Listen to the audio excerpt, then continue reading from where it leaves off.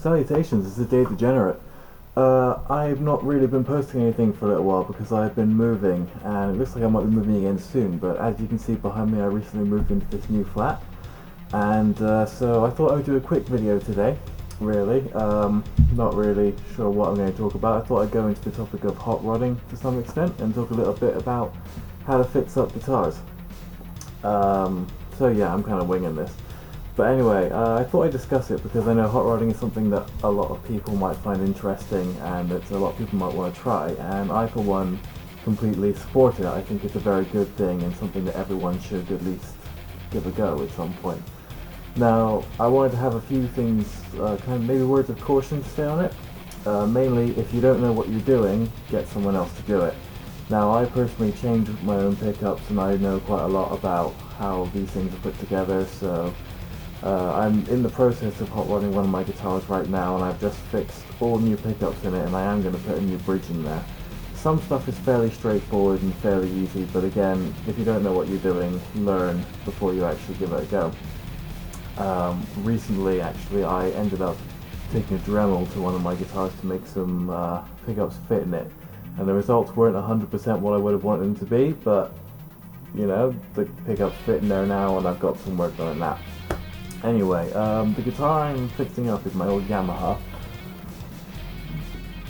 so I thought I'd show what I've done here. Now right now all I've done is I put new pickups in there. I am eventually going to replace this bridge with a block bridge. I want to get a Wilkinson one. The first one I actually ordered arrived and it turned to be the wrong sort of thing. So yeah, that was my fault. That's when you look on Amazon, if you are going to buy a new bridge, then don't make the mistake I made. Go on there and see exactly how the bridge is connected into the guitar, as well as whether or not it's the bridge you want.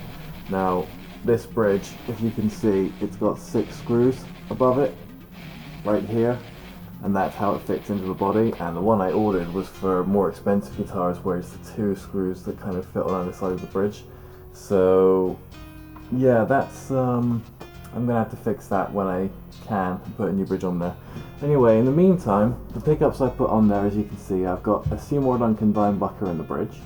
There was a single coil here that I've replaced with a Seymour Duncan hot rail, and I've got a Seymour Duncan Jazz. I'm normally an EMG player, but I fancy putting some Seymour Duncans in this, so that's exactly what I did. So yeah, generally I think hot rodding is a great idea because it does give you the ability to personalize a guitar and have that guitar fulfill your needs. Like, I didn't really need that single coil there, so now I've got a hot rail instead.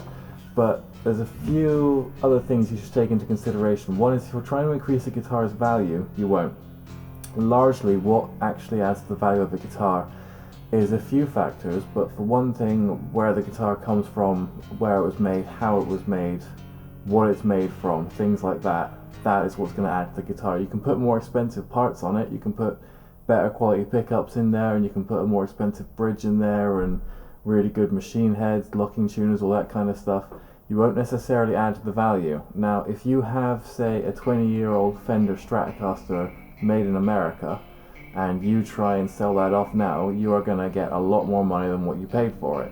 If you have a 20-year-old Squier Stratocaster, you'll probably get less money than you initially paid for it. Or if you're lucky, you'll break even if it's in really, really good condition and it was like a limited edition or something.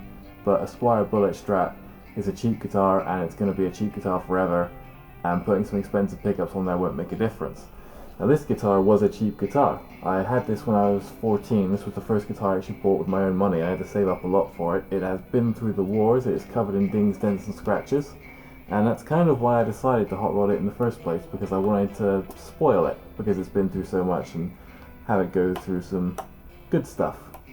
And so, yeah, you won't, as I said, you won't add to that guitar's value. A cheap guitar will be a cheap guitar, but it's still a great idea because you're personalizing it, and you're having that guitar fill every need that you personally need for it.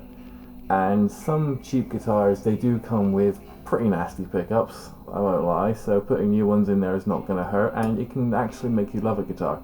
One of my Chapmans, for a long time, my black one, I didn't like that as much as I liked the other one, my Swamp Ash one. Now, the reason for that was largely down to the sound. The Swamp Ash one I always thought was more comfortable to play because it weighed less. but also I thought it sounded better. Now, very recently I switched the pickups out in those two guitars. The black one actually, for a while I had the stock pickup in there, which I thought just sounded a little bit muddy, although I love the guitar. And I ended up swapping it out for the Dimebucker that is now in this. And then after that I put in an EMG H4, which is EMG's passive, and the other one's got an EMG 81 in it. But now that black Chapman with the EMG H4 in it, that's probably my favourite guitar, and I absolutely love it, and it sounds and plays amazing, and really I can't fault that enough. And it's because of the pickup that I put in there that I really fell in love with it, because I haven't got another guitar that sounds that good. And so again, if you're not too happy with the way your guitar sounds, putting new pickups in there is a great way to start. Obviously it won't change the wood or the materials it's made from, but it's a great way to start. So yeah, with that in mind, I think I'll do a video now with me sort of showcasing a bit of what these pickups can do.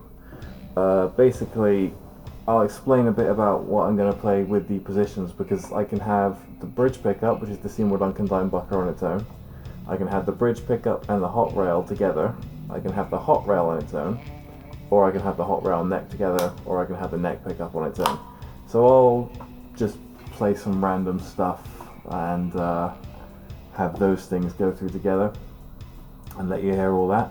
But that's my words on hot rodding. I do encourage you to do it, and I do think it's a great thing for anyone to do, but don't do it if you just want to increase your guitar's value. And yeah, have fun. As I said, I haven't really rehearsed this, but I just wanted to make a video in this flat really. And I'll chat to you next time I make a video.